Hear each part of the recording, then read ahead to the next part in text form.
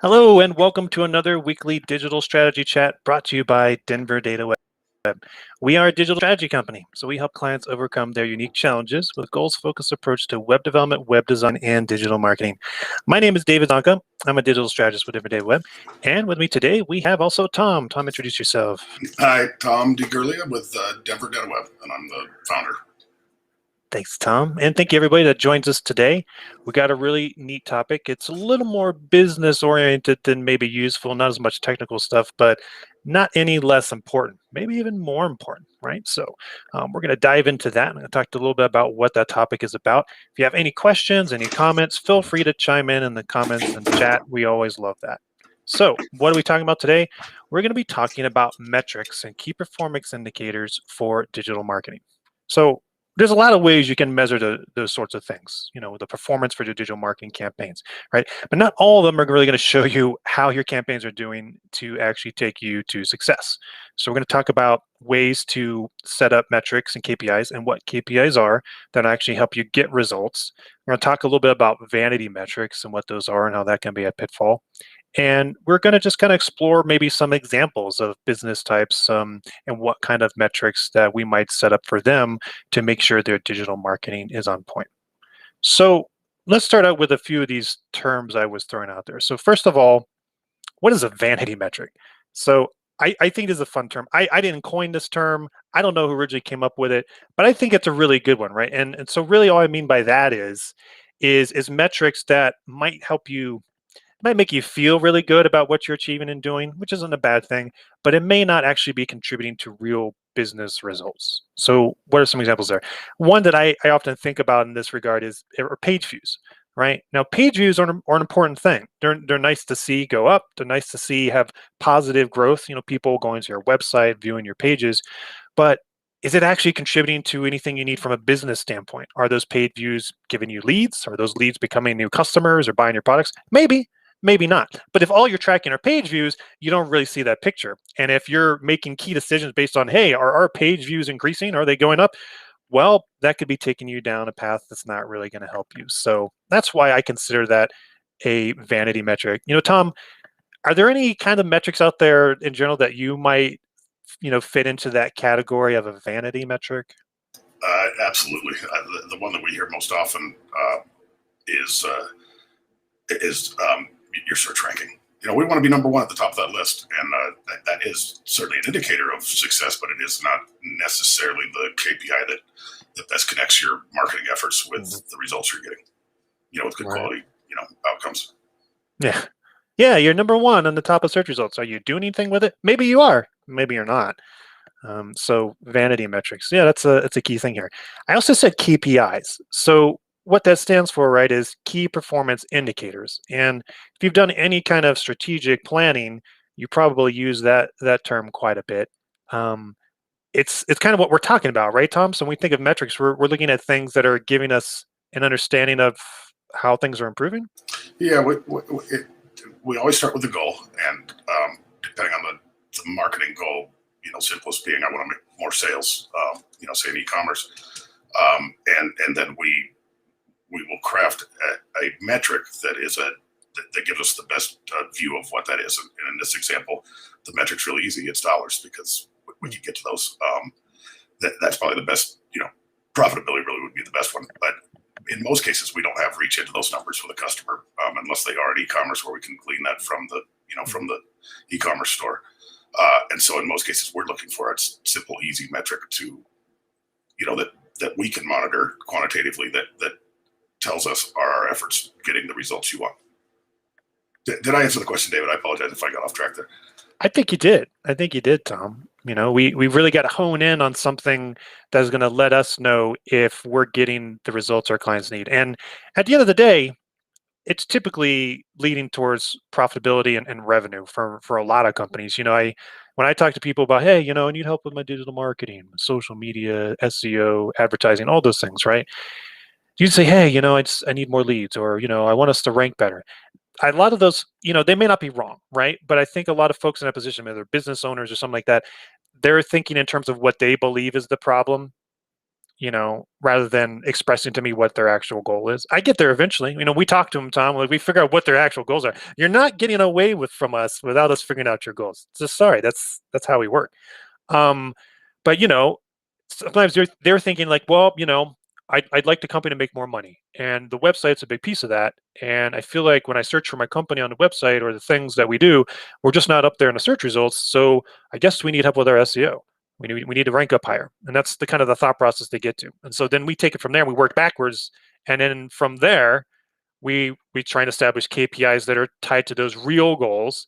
And so, what are these things that give us our actual representation of you getting success? And it's not necessarily going to be, it may not be, oh, we were ranking third, now we're ranking number one. It might be more like, well, we are getting more leads through our website, and they're converting and turning into customers. And that's probably a result of us ranking higher in search. But there was other things there too, right? Yeah, you really want to pick a KPI that, I mean, the key is to pick the fewest number of KPIs that give you the best indication of your success, because it really makes your job easier. You don't have to trust your gut feeling. You can just look at a graph. It allows you to make quantitative decisions, which is fantastic. Rather than gut feeling decisions, that sort of thing. Yeah, which often aren't bad, but they aren't. You can't put them on a graph, or they might not be that meaningful on a graph. I tell people, um, data's in our name as a company, so we rely upon on data. We don't rely completely on data. It's good to have that base of experience so that you draw upon what you've done in the past and seen work as a great starting point. And what do we do, Tom? We take a very scientific approach, right? We form a hypothesis. That's a great word, huh? Yeah, exactly. Yeah, we most of the time we do. You speak of gut feeling. Most of the time we have a pretty good gut feeling of what's going to work for a customer, just Mhm. hearing their general problem. But it's not uncommon at all that as we dig in, we always will establish their goals and then go after a hypothesis, because that's often the fastest path. But we also often find that hypothesis is not correct, Mhm. and we end up going a different direction. So it tends to streamline things, but it isn't always the answer. Our gut feeling isn't always right. Yeah. Well, if I think back to my days in high school in science class, doing science projects, I remember part of that process you had to have your hypothesis and your theory or what have you, and then you had to measure what you actually tested. And so what I gather is these key performance indicators, that's how we actually measure whether we're being successful or not with the hypothesis that we're implementing as part of our campaign, right? That's right, and it's digital marketing is a constant process of testing and improving. So we are at any point we have a hypothesis that we're testing and measuring whether or not that hypothesis is true, and ultimately to Mhm. see if measuring the KPIs associated with those goals, if they're even slightly distinct. Boy, isn't it nice to get it right the first time, though, right? There's no way. It's an evolution. It always is. The world changes, and your business changes, and there's always better. You can always do better from where you're at. I hear that. Well, let's talk a little bit about different examples of KPIs and metrics that we would actually encourage people to monitor and check. And then after that, we'll maybe talk about some examples of companies and which of these you might think would fit in there. So um, I have a kind of a short list here, and I think we'll just kind of throw them around. There's no script here, folks, right? This is all completely off the cuff. So goal conversions. I mentioned like leads coming through the website. So I feel, Tom, goal conversions is a pretty good one. I mean, some people might think of goal. Yeah, goals. What do you mean? Like soccer goals, whatever, right?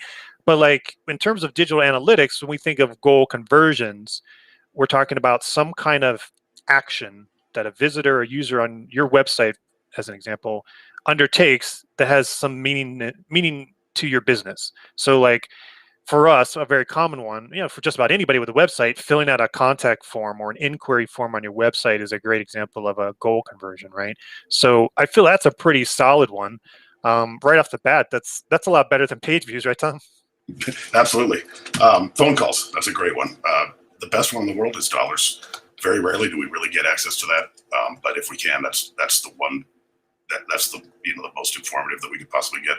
But leads are, as you mentioned with forms, leads, and most specifically leads of a particular quality, because I think about these about vanity metrics, and those are famously the things that a digital marketing firm will cite when they're not getting you great results.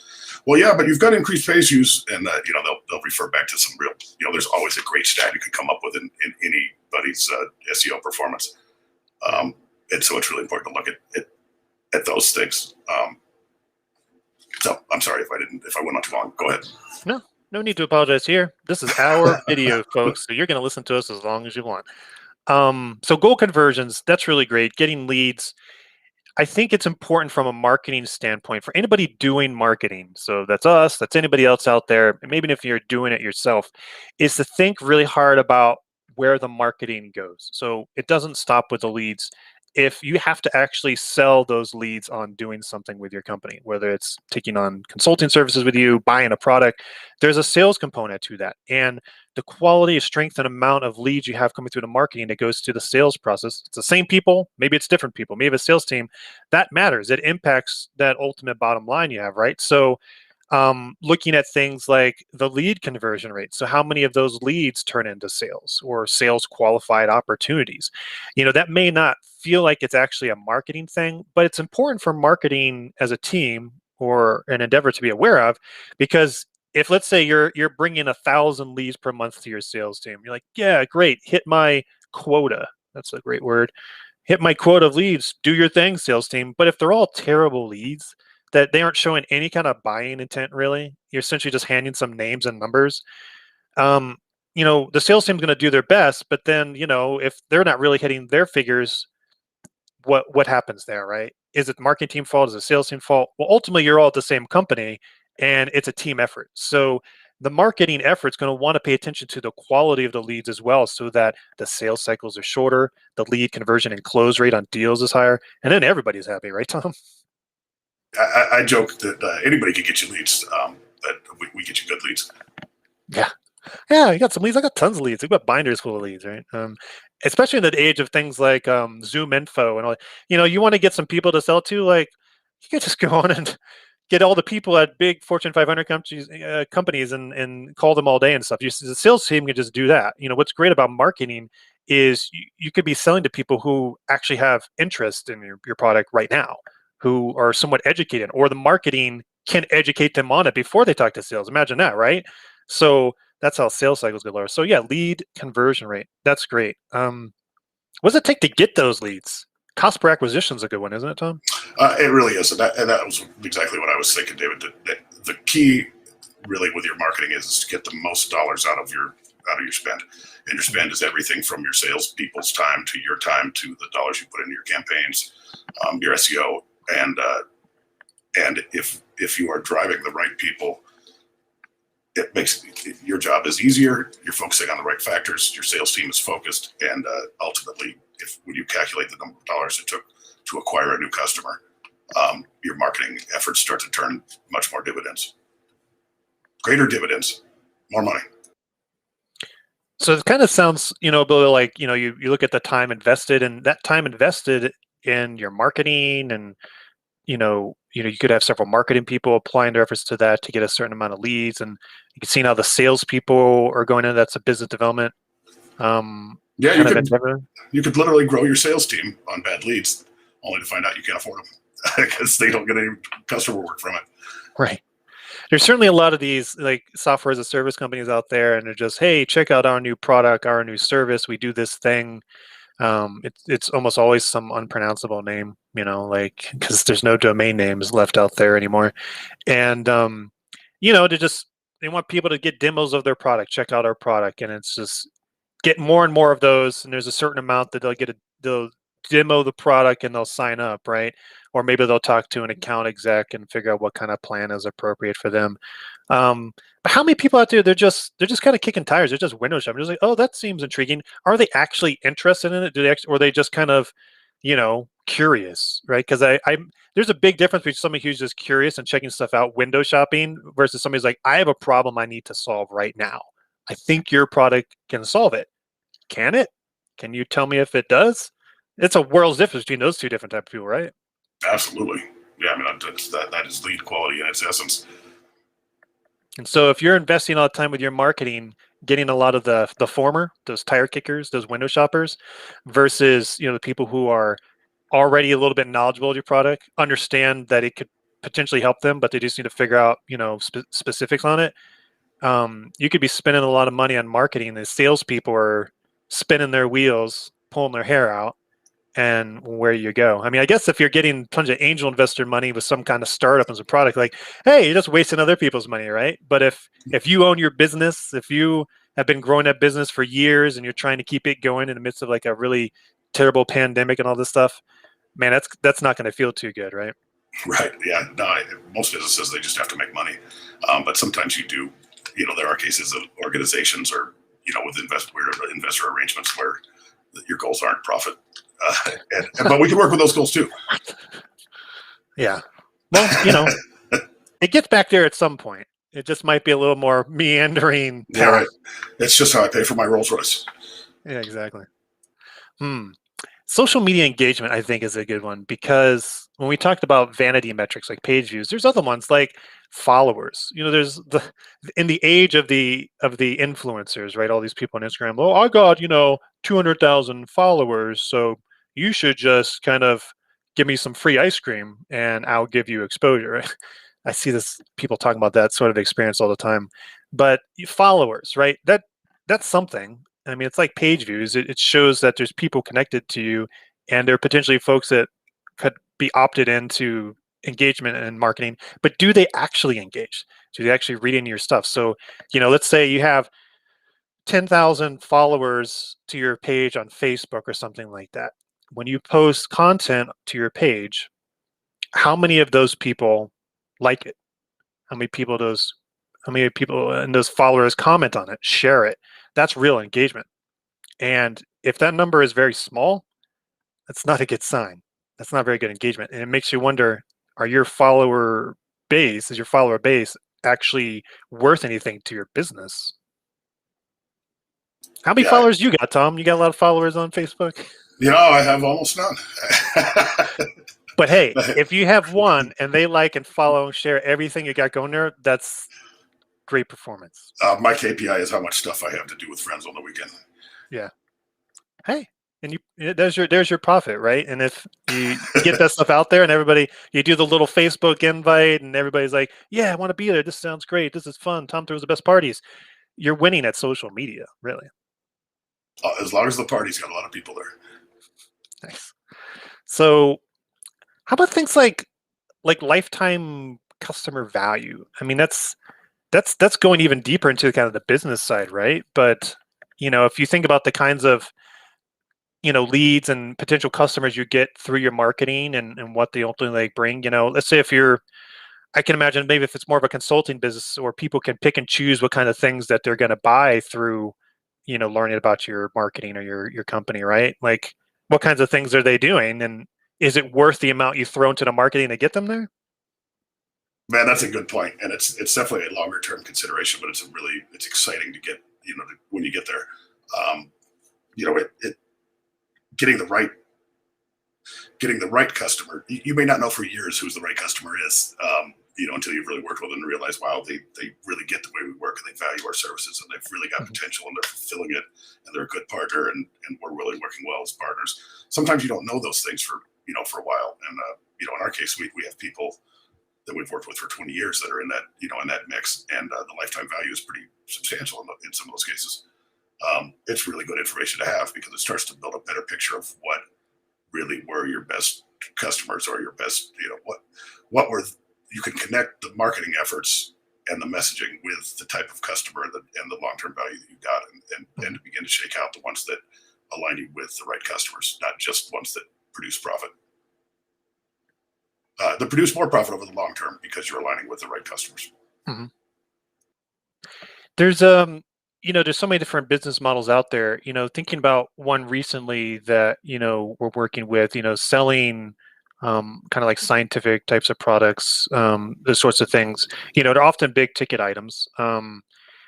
It's interesting to me that in some models where companies that distribute devices and things of a scientific nature like that, there's also kind of secondary revenue streams for those, like renting those devices or getting those devices refurbished or calibrated or things like that. So all of a sudden the consideration is more than just, hey, what is the profit margin on selling this thing? We got a lead to them through the website, we put in a purchase order, we're good to go, right? Well, there's lifetime residual revenue for calibration and other stuff like that. And so all of a sudden you're thinking, well, hey, even if we sold this smaller device and then we sell more of them, our marketing is bringing more of them in, that long-term revenue, and if they really like us, they're just going to stick with it perpetually. That could far outstrip the immediate one-time, profit derived from like selling like a big thing, right? Absolutely.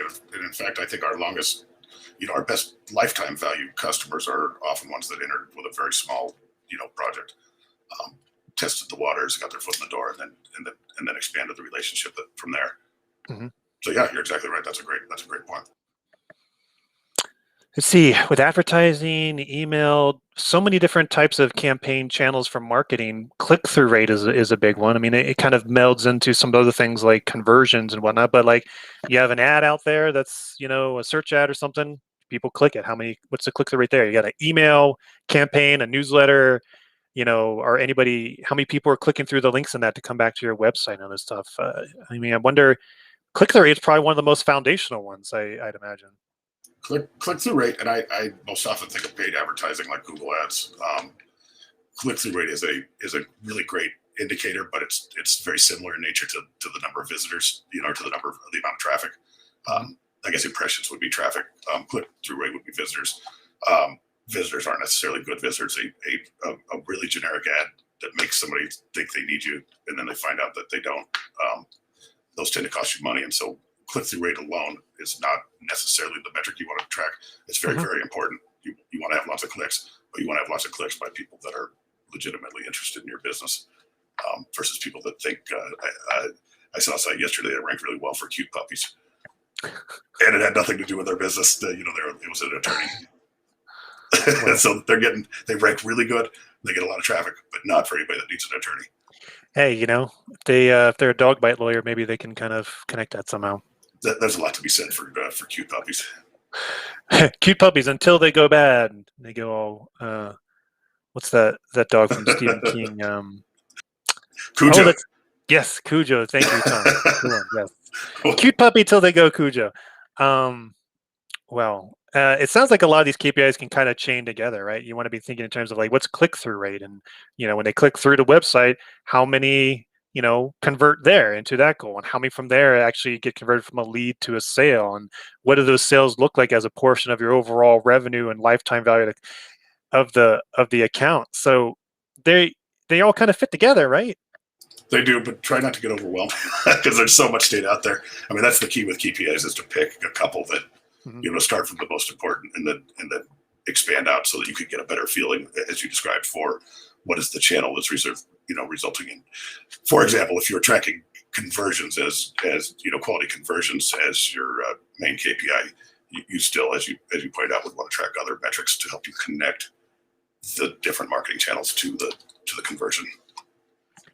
I can imagine that you could, depending on the current state of your business, its maturity, maybe where you are with your marketing, whether it's in its infancy or if it's actually pretty mature, maybe your KPIs reflect where you're currently trying to improve. Like if you're very new, you're trying to get, we need more leads to get some impressions, get some exposure and brand strength, but maybe you've got a pretty decent pipeline, but you'd like it to be more efficient. Maybe you look at different KPIs then. Absolutely. That's exactly right. That at the point where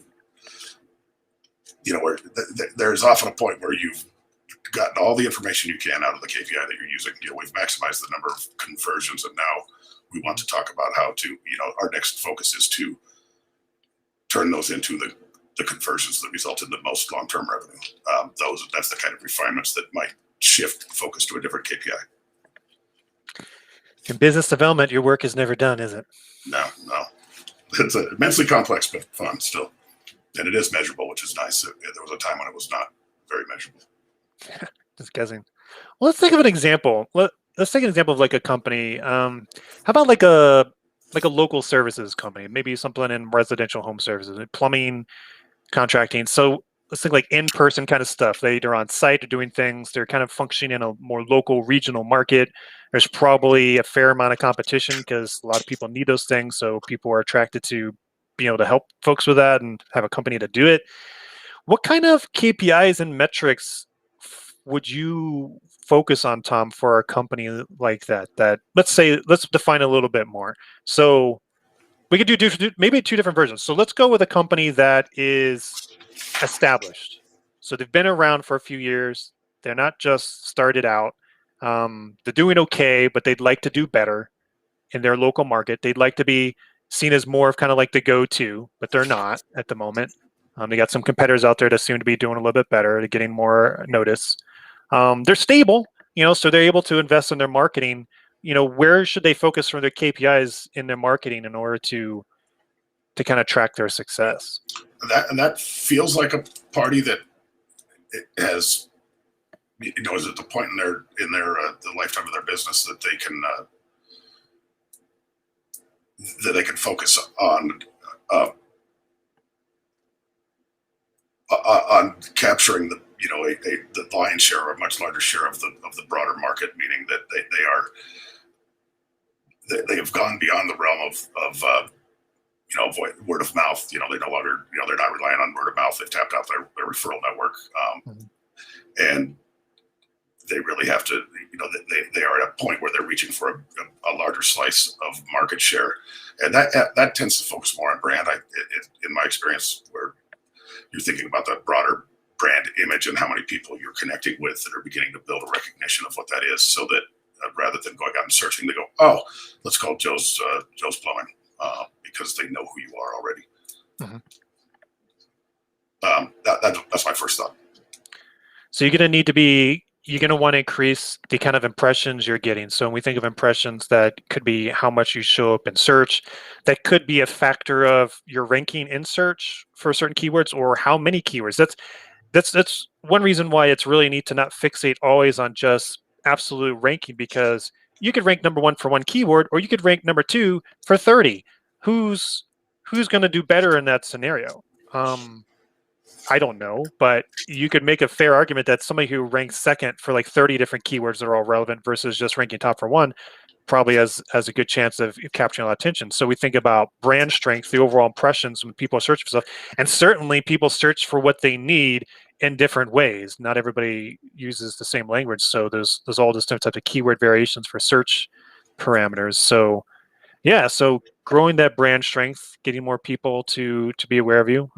At this stage, they should probably have a website. I would think, maybe they'd be functioning on Angie's List or something like that for a while. But I would say, Tom, like a company that wants to elevate themselves to be the top dog, a big player in the market, having a website that's very professional and dedicated gives a much more sense of clout. And then so actually having that support your efforts is going to be a big thing, right? So you're going to think about what is that website helping with all this search traffic. It's been a while since anybody was asking about why you want a website, but there are real good reasons why you want to do it, and it should be justified. You shouldn't just do it. Yeah, absolutely. Um,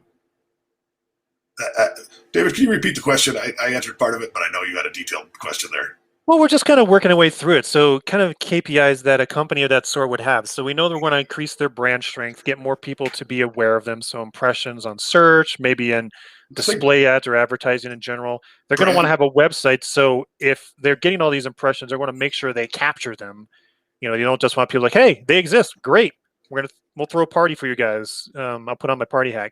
Well, no, they're like, all right, well, I see these guys all over the place.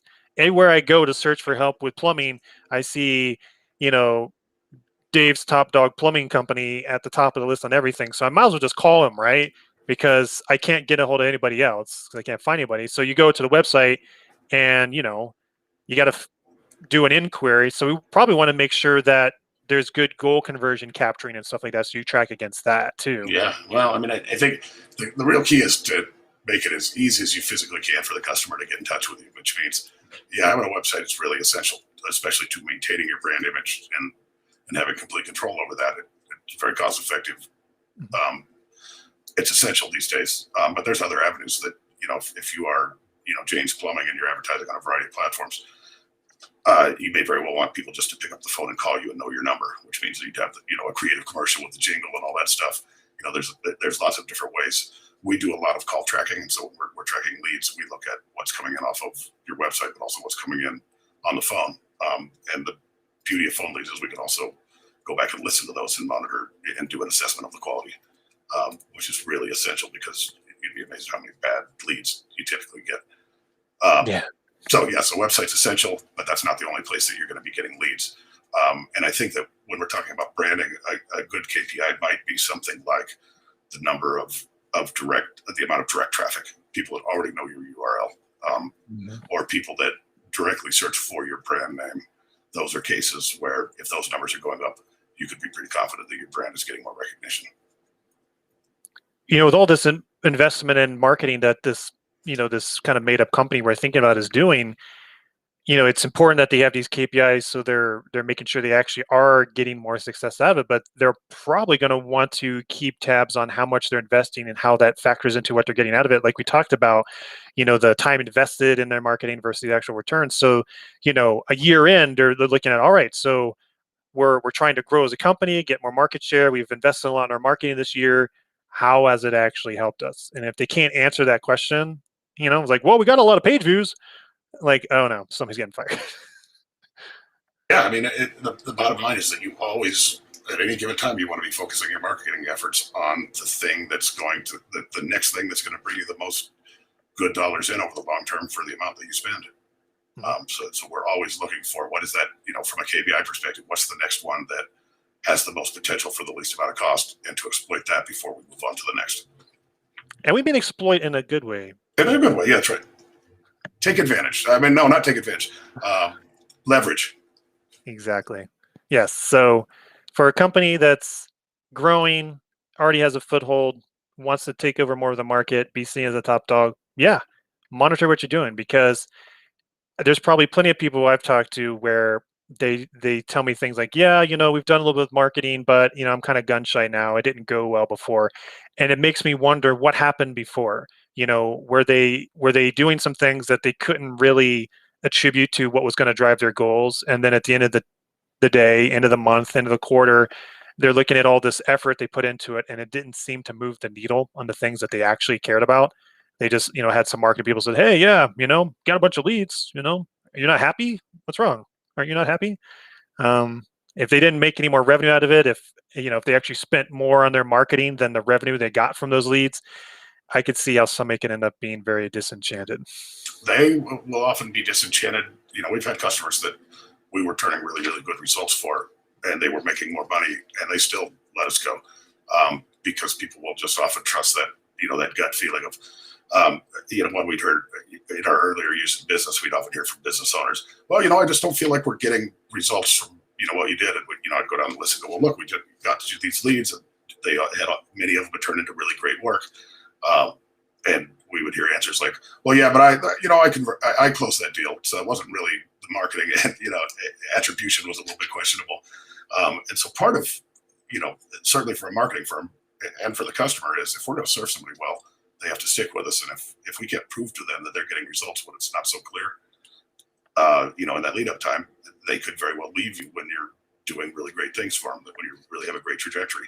So those KPIs are absolutely essential to unambiguously, showing a customer that you have a course toward the destination, and versus, other marketing firms that we've worked with where it's very, it's very, very from the hip. Well, you're getting a lot more, as we mentioned, you're ranking number one for these couple areas, and you're getting a lot more, you're getting a lot more traffic to your site, those kind of things, which there's always a couple of good KPIs, and business owners will agonize going, oh, do I turn it off? It feels like maybe we're getting results, or we're on the edge of getting results. KPIs eliminate those mysteries. Mm-hmm. Well, I think the moral for today is marketing isn't easy, and it's certainly not fun if you're not monitoring and strategizing against the right things. Huh? My moral would be follow the scientific method and have a high point. No, I'm joking. That's a good approach, but I don't think it has to be hard. I think that marketing, if you break it down and use KPIs, it does nothing but make a complex world less complex, if nothing else. It's essential. I like it. Well, thank you, Tom. We've covered a lot today. This was a great discussion. Folks, thank you for joining us. Be sure to like and subscribe to our channel here so you can be notified of every new digital strategy chat. They're every Friday, 11:30 Mountain Standard Time. You can also check them out after the fact and go to our website, denverdata.com. There's lots of resources, tutorials, guides. We just give away information all day. We love doing that. Be sure to check that out and follow us. We hope you all have a great weekend, and we'll see you next time.